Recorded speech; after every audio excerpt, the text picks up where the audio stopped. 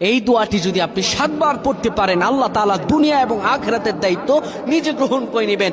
আপনার সকল পেরেশানি দূর হয়ে যাবে। বুকে হাত রেখে বলি, আল্লাহর কসম এই দোয়া আমি ছেড়ে দিই না। তোমরা এই দোয়াটা শোনার পরে সাথে সাথে শেয়ার করে দিবা। আমল না করেও সওয়াব পাবা, তোমার একটি শেয়ারে আমল না করেও সওয়াব পাবা। আল্লাহ তাআলার সওয়াব দান করবেন, রিজিকে বরকত দান করবেন, মনের আশাগুলো পূরণ করবেন।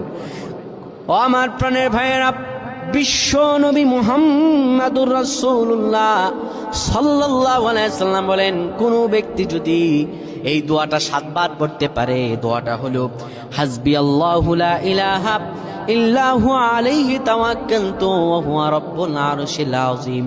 কোন ব্যক্তি যদি এই দোয়াটা পড়তে পারে খালেস অন্তরে সকালে 7 বার আর মাগরিবের পরে 7 বার পড়তে পারে, আমার আল্লাহ রাব্বুল আলামিন বড় বিপদ থেকে তারে বাঁচিয়ে দিবেন।